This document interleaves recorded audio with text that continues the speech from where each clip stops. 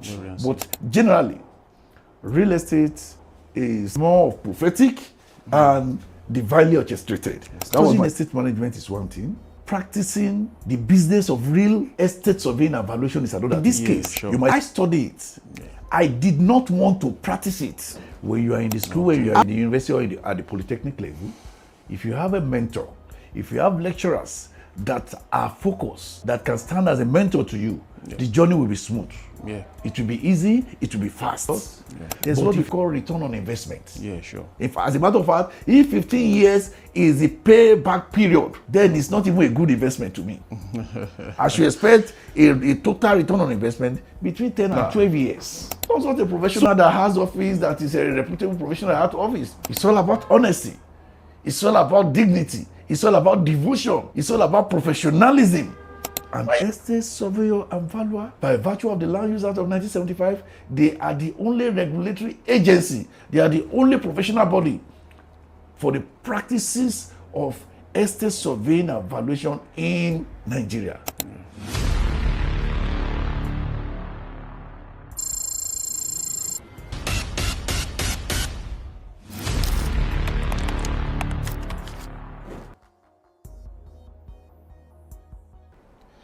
Yeah, hello everyone.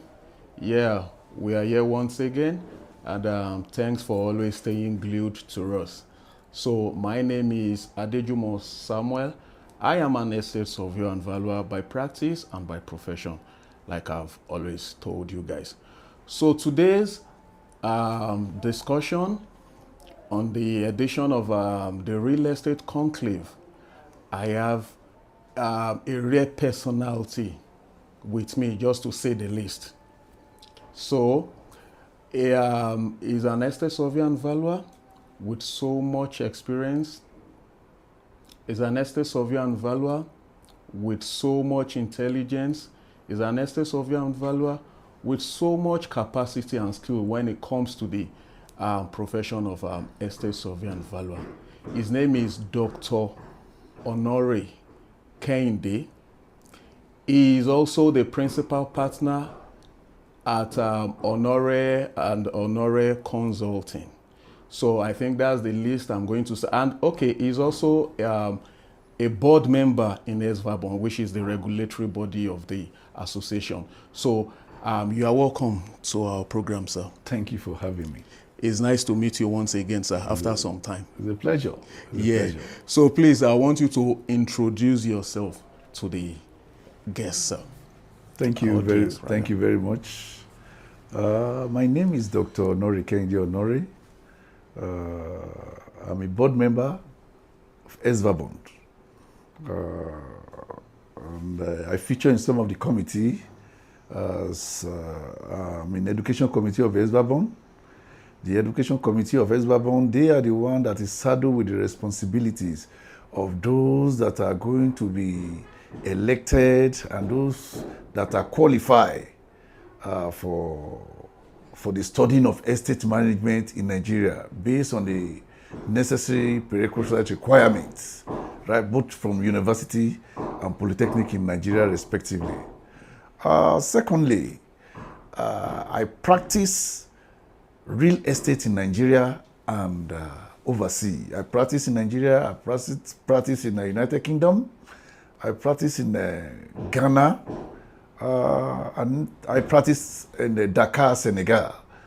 And we have offices nationwide, to the glory of God.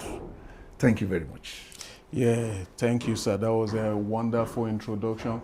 So let me also add to the fact that he is one of our ogas at the top. You know what I mean by that? Yes, he is one of our ogas at the top, so I can confidently say that.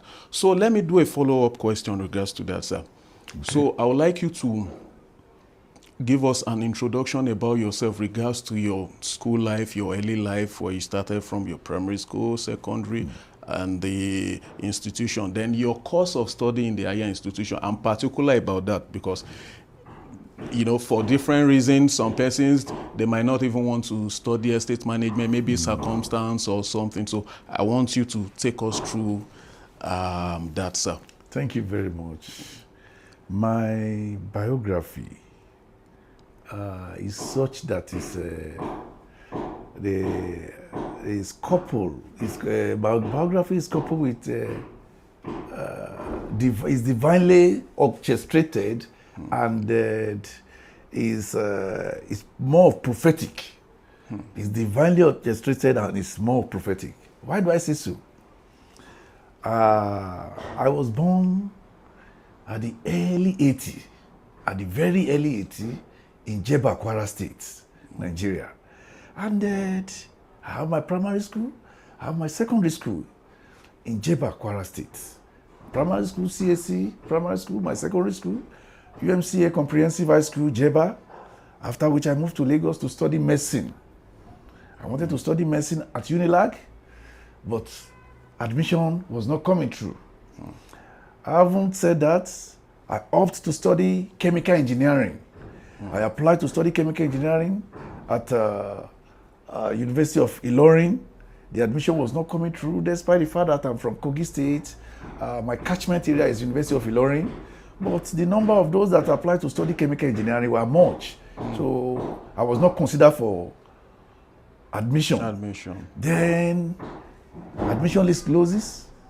And I told myself at the age of 21, I wanted to be in higher institution, because I've left in secondary school since I was 17 plus.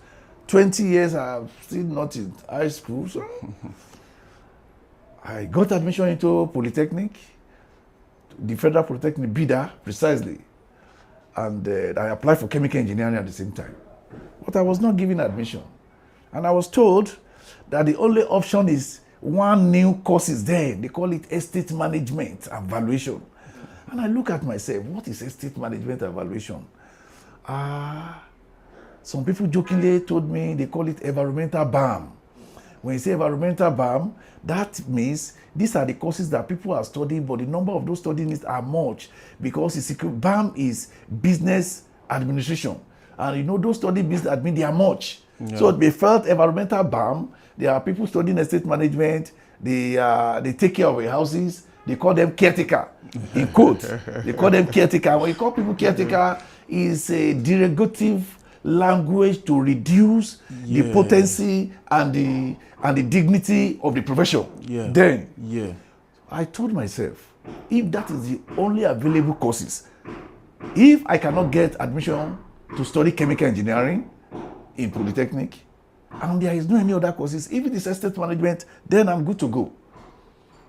Then I took the admission to study estate management and valuation, and to the glory of God, I finished my OND, I finished my HND in the same school, the Federal Polytechnic Bida. And after my NYC, my compulsory 1-year NYC service at Kaduna, I was to go to US to further my study and relocate to US. I was on my way to Lagos. I was traveling to Lagos to go and process my visa, going to meet my people in US. And then I got a job. I got a job offer in Abuja. I have to return back to Abuja. I got a job offer from Shola Kikumi & Co., where I stayed for about a year plus. In the course of staying with him, I was writing professional exam. I was writing my professional exam. I passed my professional exam. I became a member of Nigerian Institute of Estate Surveyor and Valuer. I went for the interview of SVABON, Estate Surveyor and Valuer Registration Board of Nigeria, to which I'm a board member today. So about 10 years ago, I went for the interview. I passed, and then, to the glory of God, after the HND, I did PGD in mathematics. I did PGD in mathematics in Usman Danfodio University, Sokoto. Then, I haven't said that because of the knowledge of valuation. That was why I have to opt for mathematics. Yes. So I haven't gotten those experience and academic requirements to have your PGD. Then I told myself I need to know more about administration. I now apply for MSc Public Administration at Ladoke Akintola University of Technology, Ogbomoso. Now I was given offer of admission to study public administration at Ogbomoso Lautech. I finished my MSc to the glory of God in 2015. I finished my MSc, and then I got admission to study PhD in public administration again. Since I have my MSc in public administration, I got admission to study public administration at PhD level with an option on real estate finance. Okay. Public administration, real estate finance. So I got admission into Nasarawa State University, Kefi, where I study public administration with an option of real estate finance. And then the admission came up 2019, and it was there was COVID. Almost 1 year was gone, and to the glory of God, after 4 years, I finished the PhD. Finished the PhD 2024. Then I have my PhD to the glory of God, public administration with the option of real estate finance. And I've been practicing that to the glory of God. And we have branches. We have branches in Nigeria here, to the glory of God, in Abuja. Aside our headquarters, we have other branches. We have 2 branches in Abuja. We have branches in Kefi, Nasarawa State. We have branches in Lagos, at Egbeda in Lagos. And then God has been faithful in Nigeria. In the UK, we have a branch there too. And we have a good number of staff that are manning the practice over there. Though the practice there is quite different a little from here, but it's all about regulatory. It's all about regulatory because we have regulatory body there, we have here. So the practice is slightly the same, but just in terms of regulatory, there are some variances. But generally, real estate is, as I said earlier, that is more of prophetic and divinely orchestrated. That was my first word, and I'm coming back there. Reason being that it's more prophetic because when I was born, there was somebody that told my parents that this boy will study what has to do with housing, what has to do with building, even when I don't know. So when I was looking for admission that I don't know, to study medicine, to study chemical engineering, a prophecy has gone up while I was not born or while I was in the pregnancy that he will study something that has to do with housing. And you were not reminded? I was not reminded. I did not even know. Not until I got admission, it was then that my dad now said, what did you even get? I said, there is one housing there. My dad started laughing. That it has been prophetically said about 20 years ago. So that was why I said, my life is more of prophetic and divinely orchestrated. Thank you very much. Wow. You can see that he just confirmed to us what I said earlier, that this is an estate surveyor and valuer with capacity, an estate surveyor and valuer with skills, with intellectual capability. So he just confirmed that to us with all this that he has said. So I'm going to do a follow-up question, sir. So we see that it has been orchestrated divinely and all of that, and you are happy today. So just in 1 minute, how would you describe the journey today if you look back to where you were coming from and today? So is it a decision you like, if I knew, maybe I would have done something else, or you would have thought, no, thank God I'm on the right track? I have to appreciate the name of the Lord, the owner of life. You know, the Bible call him the Alpha and Omega. He knows the end from the beginning. So far, God has been faithful in the practice. Studying estate management is one thing. Practicing the business of real estate surveying and valuation is another thing. Yeah, sure. You might study it, you might not practice it. Yeah. But in this case, I studied it. Yeah. I did not want to practice it. Okay. After my NYC, let me take you a journey. After my NYC, I got a direct short service employment with Nigeria Air Force. Okay. I was to go to Jaji in Zaria at the Air Force Military School to go and undertake 9 months, is it 6 months or 9 months direct short service to become Air Force officer, because I love to be an Air Force officer. As a matter of fact, I love Air Force because when I was growing up, there was coup going on in Nigeria. They overthrew the government. So I told myself, that didn't enter into me. I told myself, if I grow up, I want to become an Air Force officer because I want to plan coup. that we take off, that the whole world will know that there's somebody they call Honore Kehinde Honore. That Really? I will talk with the government and I will put the right thing in place.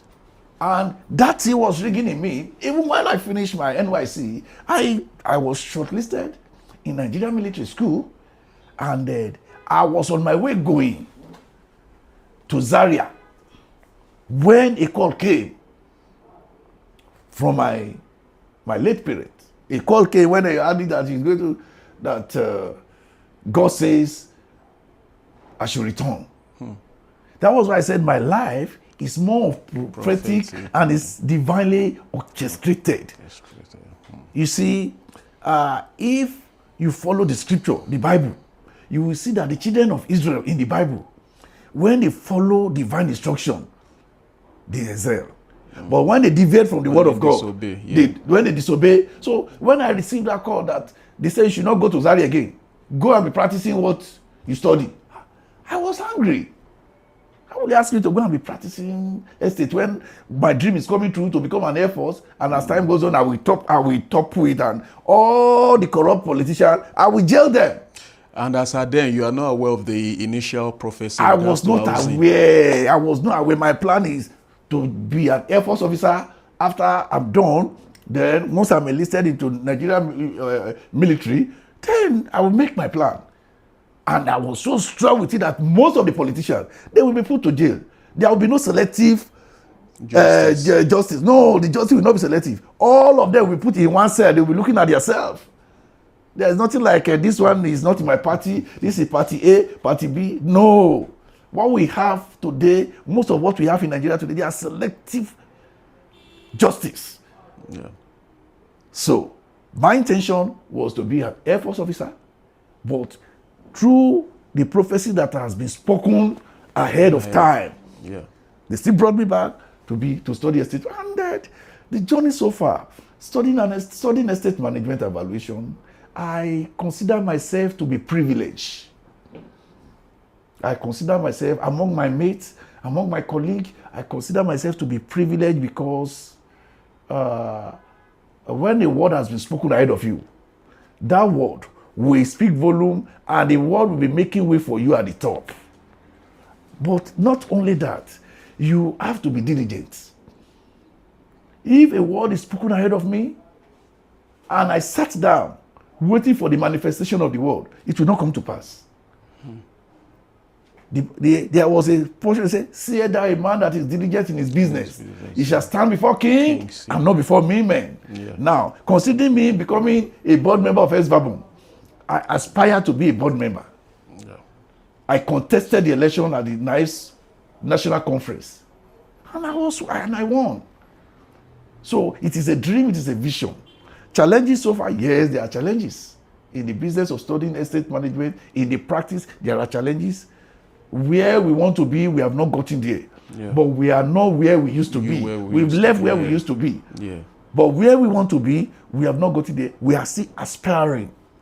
But with honesty, with diligence, with devotion, and with some sacrifice, then you cannot take away the power of prayer. We shall get there. Wow. Thank you. Yes, very powerful. Okay, so let me ask this question. I know usually after leaving the higher institution, probably going for service and all of that, you are trying to, to get a job in any of the firm that is available. I know it always takes quite some time, number of years, to get registered, to get the Nigerian Institution of Estate Surveyors and Valuer, the NIVES, to get your interview done under NIVES. So because, just as a young chap, just graduated, you are still trying to find balance with life and all of that, trying to get stable income before you look at, writing an exam, because one way or the other is a financial burden. So I know it always takes quite some number of years. So that is why I always ask that question. So from when you graduated, how long did it take you to be registered? I'm not talking about SVABON, to be registered under Nigerian Institution of Estate Surveyors and Valuers? It took me six years. 6 years. It took me 7 years. About 7 years. it boils down to mentorship. When you are in the school, when you are in the university or at the polytechnic level, if you have a mentor, if you have lecturers that are focused, that can stand as a mentor to you, the journey will be smooth. Yeah. It will be easy, it will be fast. Yeah. But if you don't have mentor, where I came from, as of the time we graduated in the Federal Polytechnic Bida, as of the time I graduated in 2008, we only have one lecturer who is a registered surveyor and valuer, and that's the HOD. Now, we were not taught to go on to write professional exam. We thought after the NYC, we have to be practicing. No. If we had been taught that, oh, immediately you are through with this, go and register exam, do this, and there is follow-up, it will have been a smooth road. Yeah, much more. But after the NYC, it was when we were practicing that we are being engaged, employed, that our eyes were now open to know that, oh, you have to try and write exam, you have to write professional exam. If we have right from school, these days, most students, most registered surveyor and valuer that graduated about 4 or 5 years ago, most of them, they wrote the exam immediately after their NYC. Some are even still serving while they are writing exam. You know why it's easier for them? Because their brain is still fresh and hot. The question, the professional question they are asking you is the same thing they have been taught. We were well tutored. We were well tutored. We were well schooled. We studied hard at the higher institution, but we are not having a mentor among the lecturer that can say, go and write. The lecturer that has not written the exam, is he the one that will advise a student to go and write exam? Now, let me shock you. When I wrote exam 2015, 2015 or 2014, I was in the exam hall. I looked behind, and I saw one of my lecturers, surprisingly, coming to write professional exam. Wow. So now, and the lecturer looked at me and smile and shake his head, nodding his head that, yes, I'm happy to see this young chap. So, if I can be writing professional exam with my lecturer. So, the distance is quite challenging because of mentorship. Yeah. But the new generation, those that are graduating now, 5 years, 6, 7 years ago, before they graduated, a lot of school now, most school now, they have registered surveyor and valuer. As a matter of fact, you cannot attain a certain level of promotion cadre if you are not a registered surveyor and valuer. So now the same school now, most of the lecturers now, they are all registered. The same school I graduated, because when we graduated, it's only one. But now we have about 10 or 10, wow, 12 of them that are registered surveyor and valuer. So if you are registered surveyor and valuer, you can always tell your students to mentor them. But as of that time, we lack adequate mentorship. That's it. Wow, thank you so much. Even me, it actually took me 7 years from graduation till I was able to do that. So now I want to focus on property management, which is one of the services that we render as an estate surveyor and valuer. So unfortunately, in this part of the world, prompt rent payments is always a problem and has always been a problem. So, considering the fact that you even have business beyond the shores of Nigeria, and myself too, I live in the UK, we know how the rent payment, how it is being run. Yeah. So, but in this part of the world, how do you think we can manage that aspect of rent payment? It might not be the monthly stuff, it could still be the annual rent payment, but to avoid this loggerhead of when rent is due, you are still chasing tenants, and the landlord too, you know, is over there asking for his money, because yeah, of course, that's the return of his investment, so he should be, you know, get his money as at when. So how do you manage such? Thank you very much. The question is germane. Your question is germane, and I will go straight to the point. Management of property in terms of rent collection has been challenging, even as a professional. We can manage it.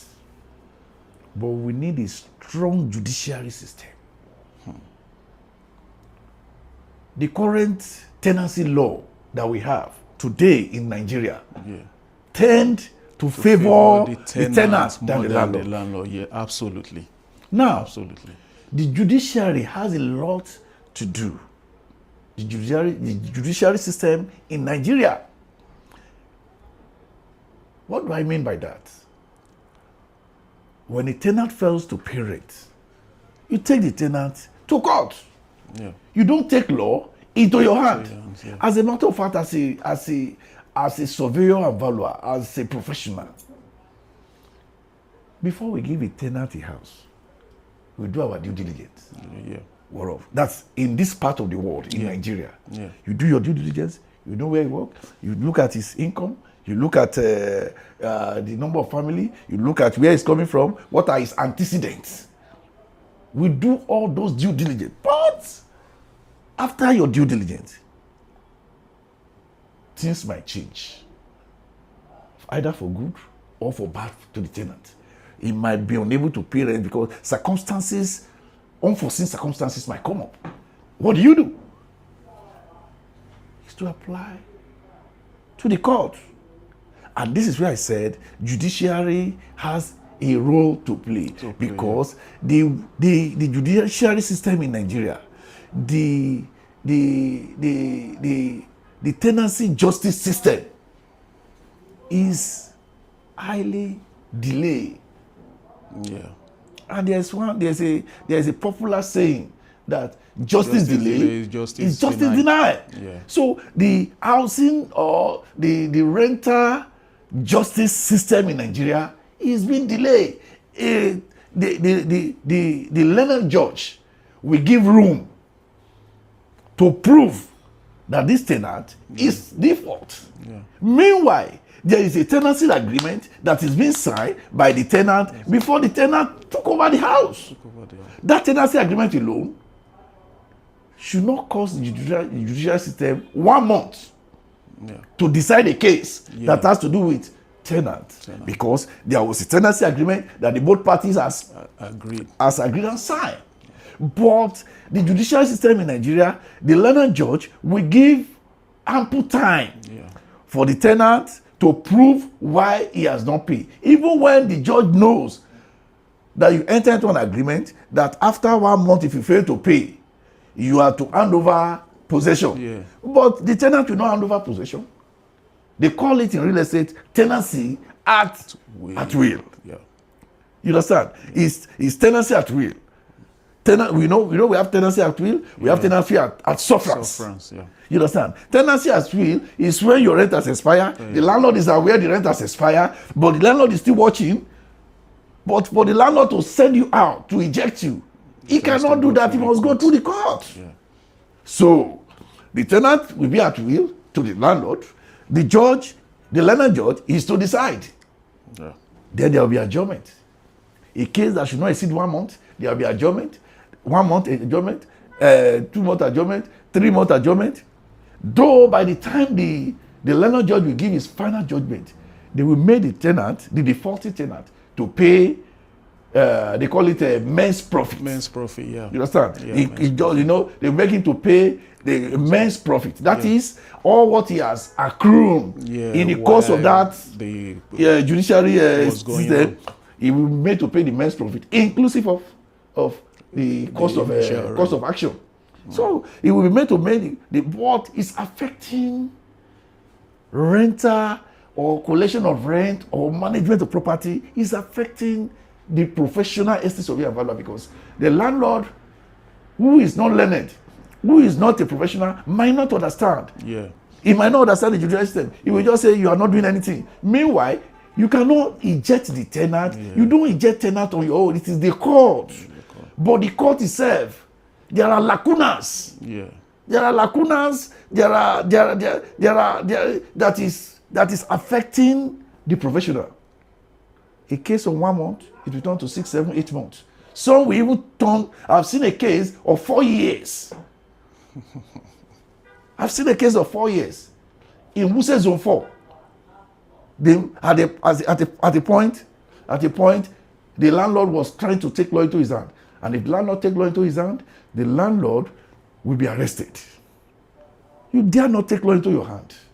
Even when the case is in court, they call it court contempt. Yeah. So the landlord will want to take law. You cannot go and pack the tenant's thing out. Yeah. You just have to allow the judge to give his verdict. Course. So the judiciary, they have a lot to do. The judiciary system in terms of real estate, housing, management of property, the judiciary has a lot to do because we have a lot of lacuna that is bringing setback to property and facility management in Nigeria. Thank you. Well, thank you, sir. So a follow-up question still on property management. We know that since the dispensation of this current administration, Yes. we have a lot of things that has gone up regards to prices, and which rental value as well has gone up. Yes. Like 300%, 400% thereabout. Yes. So, and considering the economic situation, so how do you try and find a balance between the tenant and the landlord? Because from the tenant perspective, they are like, oh, this is like 300, 400% increase, and the economic situation is not favorable. We have other things to, pay for and all of that. And from the landlord aspect as well, he needs more money because things he is paying for as well, they have gone up to the roof. So he needs that money too. So how are you able to manage, strike a balance that you don't have too much burden on the tenant, and so you are able to have a fair market rent at the end of the day? You. That is why I appreciate you for that question. We always advise owners of property to patronize professional. Don't patronize a lawyer to come and manage your property. No, lawyers are not trained by virtue of the Land Use Act of 1975 as amended. The Land Use Act of 1975 as amended stated that there shall be Estate Surveyor and Valuer Registration Board of Nigeria, SVABON, to which I'm privileged to be a board member. Now, when it talks of mediating between the landlord and the tenant in terms of incessant increase in rental value in Nigeria, it is always advisable to patronize a registered surveyor and valuer because they will give you professional advice. And here is my advice on your question. Yes, the economy is not favorable in terms of rent payment. Rental value tend to increase when there is increment, most especially because Nigeria, we are mostly dependent on fuel, PMS. Yeah. Now, when the prices of fuel surge up, Yeah. most commodity everything increases. Now, looking at building material, ordinarily building material will have been the way it was, but because the cost of transportation of moving this building material from one place to the other, the cost of transportation has increased. The material that you are buying 5,000, they will increase it to 7,000, 8,000. The artisan, that are the carpenter, the tiler, the mason, their prices, the cost has increased. Automatically, a house that is going for 1 million naira at the end of construction might be going for 2 million because they put all these variables in place, knowing fully well that your houses, by the time they finish the cost of construction that should not exceed 30 million is going to 55, 60 million. Then, do you want me to run at loss? There's what we call return on investment. Yeah, sure. If I'm having a house, I build this house, the cost of construction, the cost of land value and construction cost is about 60 million. I'm expected to have return on investment, total return on investment, between 10 and 15 years. As a matter of fact, if 15 years is the payback period, then it's not even a good investment to me. I should expect a total return on investment between 10 and 12 years. So if you engage a professional, they will give you advice on what to do. Now, 300% increment is quite high. Yeah. We need to apply human face to professionalism. You know, there's a legal maxim that says, who will go to equity must go with what? Clean hands. Clean hand. Now, applying this maxim to rent increment and management of property and mediating between the landlord and the tenant. Yeah. Now, it is the job of our estate surveyor and valuer to advise his landlord. If a tenant is a sitting tenant, you can give 50% increment. Yeah, they should have that leverage. You understand? And if over the years they've been a They've been a good tenant. Yeah. You don't say because every rent behind me now is 500 million, oh, is 5 million, oh, is 10 million, oh, and my own is 2 million. Then please, surveyor, go and increase that rate. A lawyer will be happy to do that because he's not trained. It's not his area of expertise. He's not trained. As a matter of fact, a lawyer is not permitted to practice real estate in Nigeria. There's a law to that. There's a judgment to that. There's a judgment to that last year. So if a lawyer is being called, the lawyer will gladly write a letter to the tenant. But as a professional surveyor valuer, you are expected to advise your client professionally that the rental value within the vicinity is 5 million. If your tenant is paying 2 million, the tenant must have been a sitting tenant. What do I mean by a sitting tenant? A sitting tenant is a tenant that has been occupying that premises over the year. Yeah. So you give such tenant a privilege. Yeah. You give the tenant such a privilege. If he has not been owing, he has been a good tenant, give him a privilege. You can give 50% increase. You don't say because others are. Then, if the landlord insists that the tenant must pay the same amount within the vicinity, then you advise the tenant now. This is the situation of things. It's either at the expiration of your rent, you leave, or you comply. You don't lord. You don't make it look like you are enforcing to the tenant, thereby making it difficult to pay rent, to pay other bills, there are other bills that are there. So, looking at our economy here in Nigeria, our economy is so carved in such a way that payment of rent, if you are not having a stable income, it will be difficult. Yeah. Unlike what we have abroad there, that you pay monthly. As a matter of fact, some of us are investing there. We are getting a house over there because we are very sure of stable monthly income. Stable. In Wolverhampton, England, we just got a place, and that it's monthly rent, and it's good for us as an individual and as a practitioner, because since we are moving our practice over to the shore of England, we are investing now through mortgage. We got what we wanted, and we are getting rent, and we are paying mortgage per month. There's a certain, after all outgoings, tax and other things, we know what we are getting monthly. It's good for us, but we are not mature for that here in Nigeria. And therefore, professional estate surveyor and valuer should be consulted when it comes to tenant rent increment, because the economy in Nigeria is not stable, and the instability of that economy, which is basically on oil, is affecting every other sector. Thank you. Thank you, sir. So I will also do a follow-up question in regards to property management. How do you manage this situation?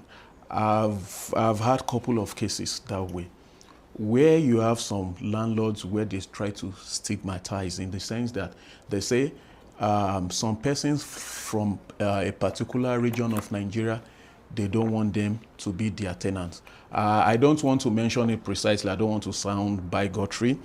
So, but I'm sure you know what I'm talking about, Yes, sir. yes. Or outside tribe, they look at, oh, probably single ladies, oh, if a lady is not married, oh, I don't want her in my apartment. So how do you manage such situation? Because of course, before you get married, of course, you will be single before you get married. So when some landlords are now saying, oh, the criteria for getting my apartment, you must be married. So when people are not married, does that mean they can't have a roof over their head? When some people, they are from a particular tribe in the country, does that mean they can't have a roof over their head? Thank you very much. Your question, I will answer it in two ways.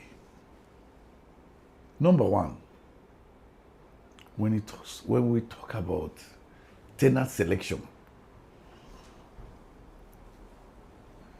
if you look at biodata form, tenant acquittance form, we have all this there.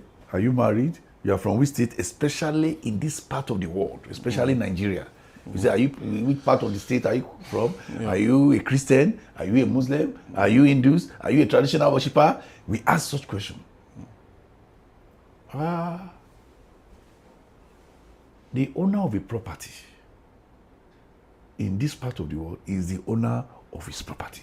Yeah. He or she decided the type of tenant he or she wanted. Yeah. Subject to a professional advice. But as a professional estate surveyor and valuer, I insist, we always advise our clients, which is the landlord or the landlady. Once the property is entrusted into your hand, with a power of attorney and letter of authority to take over the management of that property, the landlord hands off, the landlady hands off. Then, the onus of responsibility in terms of management of such property is on you as a professional. One, to ensure the rent is being paid adequately. Yeah. Secondly, to ensure the property is being managed and is put into a tenantable condition. And that is where we have routine check. Yeah. In the UK, there's what they call duty of care. Duty of care is being put in place in most of UK property. A facility management here, they don't joke with duty of care. Yeah, sure. But 100%. Here we have the issue of duty of care. It's our responsibility, not even part. But because of the intruders of a landlord or a landlady in facility management, is giving us some setback.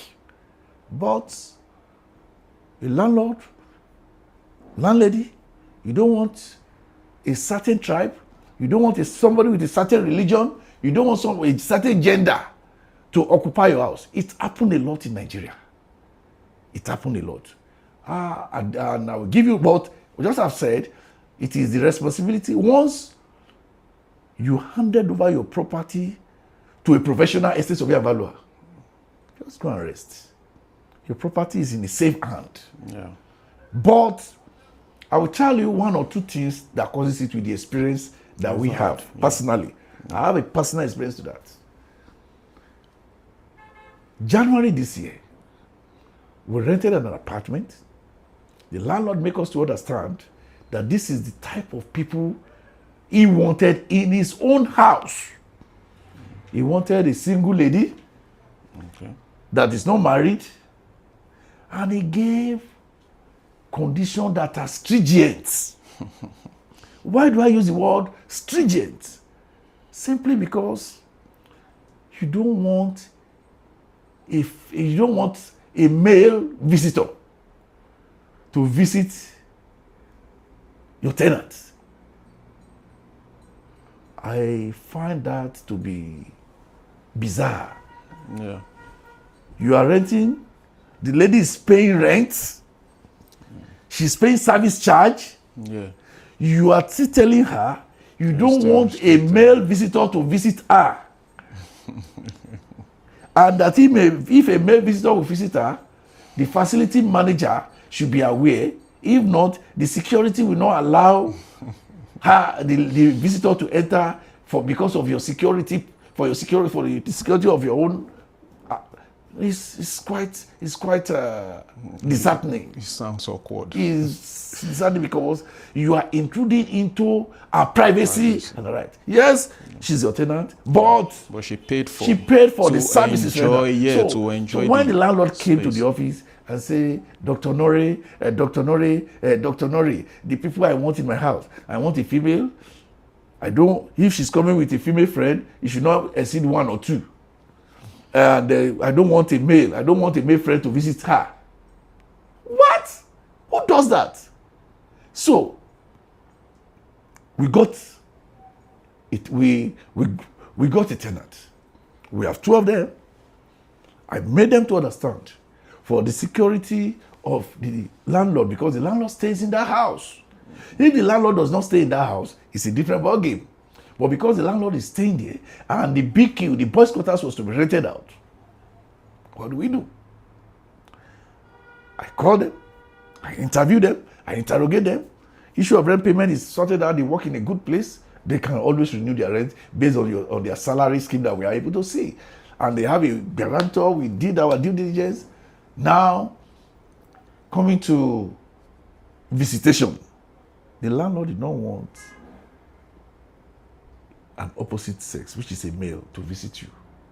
If a male will visit you, it should just be one, and that one must be the one that will be coming. And not only that, the landlord did not want a male visitor to sleep over in your house. You are intruding into our privacy.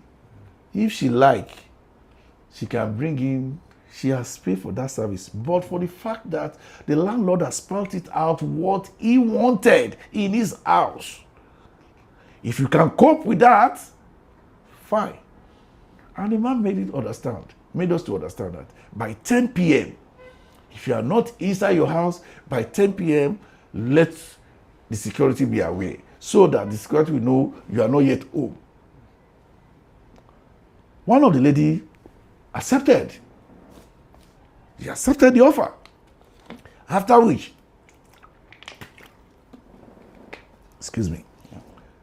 after a month, the thing let loose. The lady called, Dr. Honore, I cannot take this from this landlord. How will my friend come? My friend came, they came to see me. It was 10 p.m. The landlord is sending security to me that that my friend should come and leave. My friend, they will stay here till 1 a.m. It's my life, it's my private life. I say, calm down. It's your right. Everything you are saying is your right. But you sign an agreement to this. Before you move in, there was an agreement. And you are not forced. You are not under duress. You have a guarantor who witnessed the agreement. Why complaining now? She said she cannot stay again. She have to leave. We return back her money.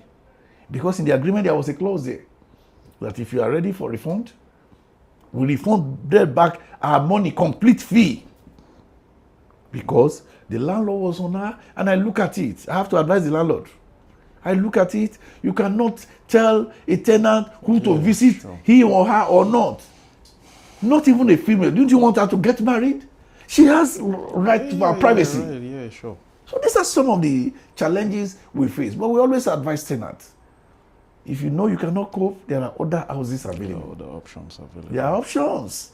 But at the same time, I have somebody from the eastern part of Nigeria. He's an Igbo man, Mr. Okoro, precisely.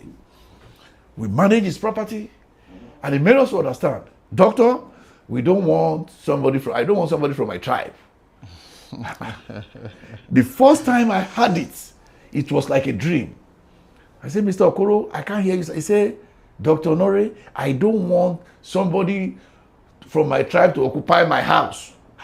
I say, but you are from the eastern part of. They say, yes, I know my people.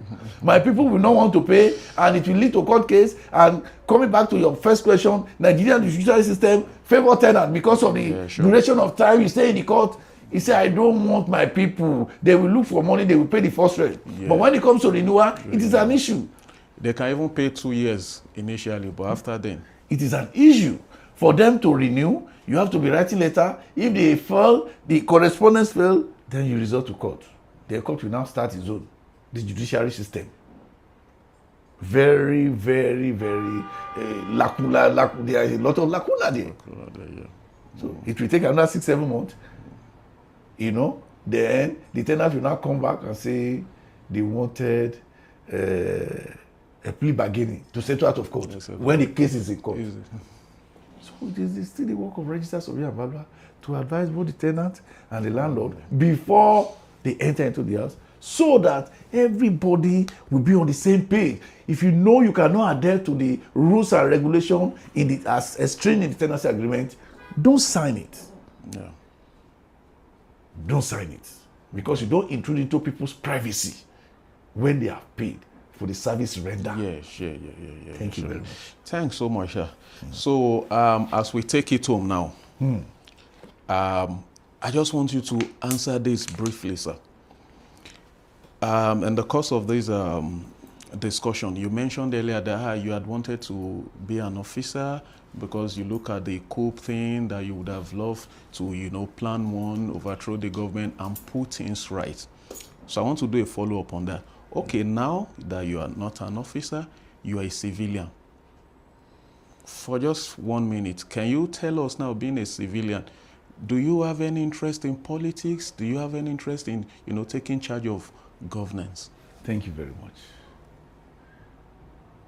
Napoleon Hill says, and I quote, "We are all a political animal." We are all what? A political animal. Because there's politics in the family. There's politics. Now, everyone is a politician. And politics is being practiced in every sector. In church, in the mosque, in the society, in any organization. What is politics? Politics has to do with interests. That is my pure definition as a philosopher of politics. Politics has to do with interests. The interest, we cannot divide interest into different. To answer your question, I have answered it with the word of Napoleon Hill, that we are all a political animal. We are all interested in politics. Yes, I'm not a military officer. Yes, I am a practicing estate surveyor and valuer. Yes, the government of the day is not a military government, but it's a civilian government. And if you look at it, I am interested in politics, but not elective. Okay. Not elective. I am interested in politics to bring changes to my people, but not when I say elective, to be elected as a president, to be elected as a governor, to be elected as a House of Rep member or a Senate. No, I'm not interested in such politics. I am only interested in a politics of appointments. When you are appointed into this agency, put things right there.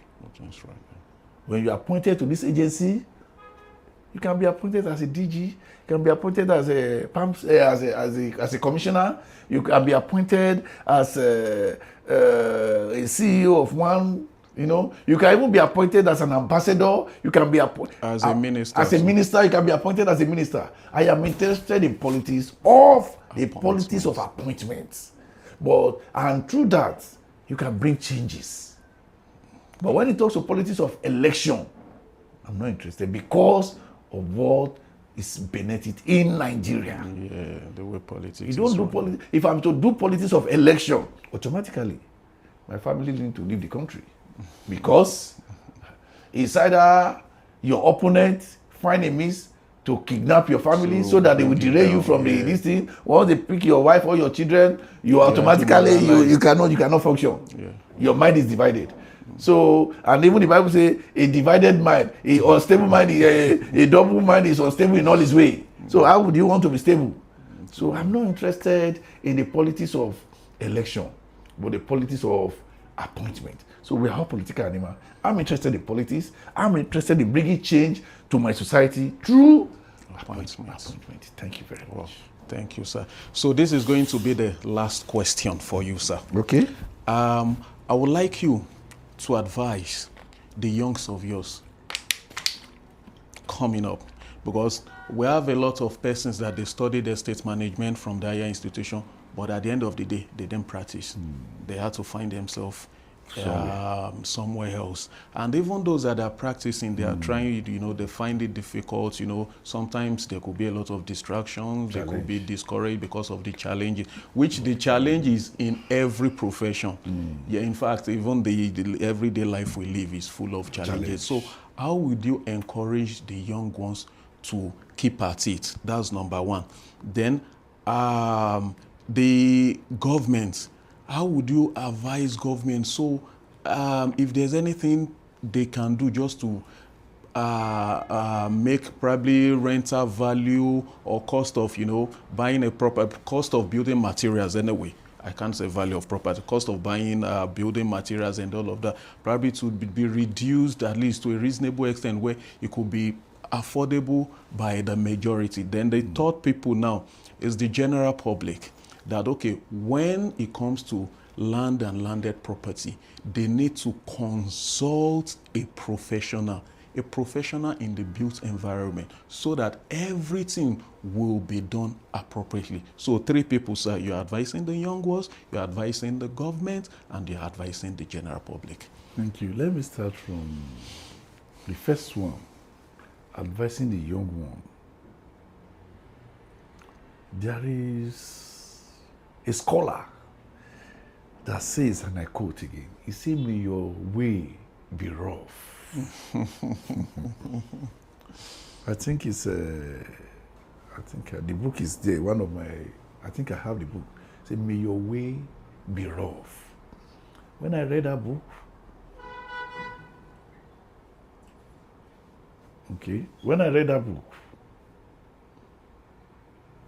it is not something you can just say amen to. May your way be rough. To the young one, the way will always be rough. But consistency, diligent, honesty, devotion, and these days there must be ability for innovation. The world is changing, and you must be able to you must be innovative to excel in what you do. So you needed to be honest, diligent, and put in hard work as a young one. You will excel. And you have to be determined. Yeah. It's your determination that will even be pushing you. The vision that you have for the profession will be pushing you as a young upcoming surveyor and valuer. I'm a young surveyor and valuer that is just coming. You might be laughing, but that's the truth. I'm still upcoming. Hello, we are the young ones. No, I'm still upcoming because where we have gotten to today, we appreciate God. Yeah. We appreciate God, and we are aspiring to be greater than this in the next 1 year by the grace of God. That's having said that. Secondly, your question was the what? To advise the government. To advise the government.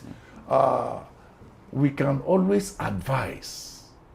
The implementation of policy, government policy, is in the hand of the government through the Senate, through the legislative system. There is a little to which the government himself can do in terms of increase in building material that is leading to increase in cost of rental value. There's little to which the government can do. The regulatory body, which is Standard Organization of Nigeria, or standard, we have standard, that's SON. Yes, SON. Now, this body, the highest they can do is to regulate the incoming materials that are coming into the country to ensure that the standard, you meet up with the standard based on our weather and our climatic condition in Nigeria. The government, the highest advice you can give the government is for the government to give room for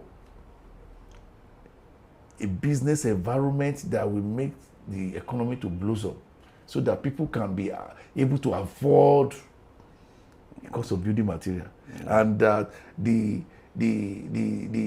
custom duty for the materials that are coming into the country. They should look into the custom duty, the port duty. Let them reduce the price, so that when you reduce the price, at least, and then we can have factories. We can improve on the number of construction factory in Nigeria. We don't need to mostly depend on those abroad or importation. Yeah. When you are not productive, we face such challenge. We are importing, we are not producing. We are a consuming nation. If we are a productive nation in terms of building construction, this will not be facing these challenges. The government should work on production. Create more factory, create more enabling environment where we have factory producing cement, more cement. It should not be monopolized. Production of cement is monopolized. Is either Dangote or Bua or Ashaka Cement or no. Create more factory. We have numbers of people that are ready to work there, thereby reducing the cost of material. But if it's monopolized, we keep experiencing increase in all this. Then you are talking of advice. The general public, so that when it comes to land, to get a land, they should consult a professional. Yeah.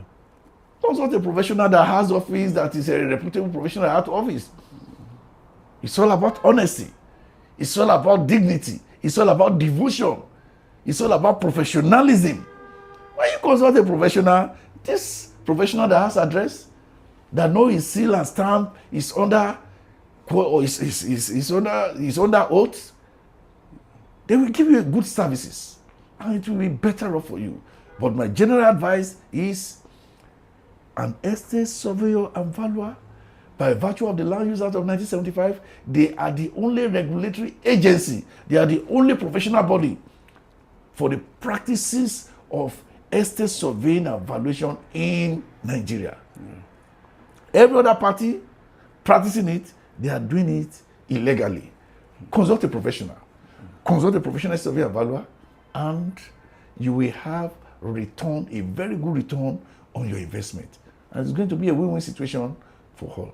Thank you very much. Yeah, you're welcome, sir. So just to add to what he has said, so to the general public, you see the reason why you need to talk to a professional, an estate surveyor and valuer, because you are investing for a reason. And we know when it comes to property business, the capital is really intensive. You see what I mean? So for you to put in such money, what you're looking for is a return on your investment. So you're only shooting yourself in the leg if you are not consulting the professionals. So it is only these professionals that can guarantee your return on investment, which is the reason for even investing in the first place. So make sure you don't do a disservice to yourself. So I will say a very big thank you today, sir, at least for being on this program today. So once again, Dr. Honore Kende is the principal partner here in Honore Consulting, with the head office in Abuja, and they have branches in other states in Nigeria. And also, he is not restricted to property business in Nigeria. He's been able to spread tentacles outside the shores of Nigeria. He's also a board member in ESVABON, which is the regulatory body. And also, you're a fellow, sir? No, I'm a member. I'm an associate member. Okay, so, the fellow I'm talking about, I am saying it prophetically as well. You know, if we want to start from inception, everything has been based on prophecy. So this is my own time to speak prophetically. So I know in no time, at least, I'm sure you will get to the arcade. A lot of people think, based on the success so far, the fact, he must have been a fellow to have attained this. But no, it's not about fellowship.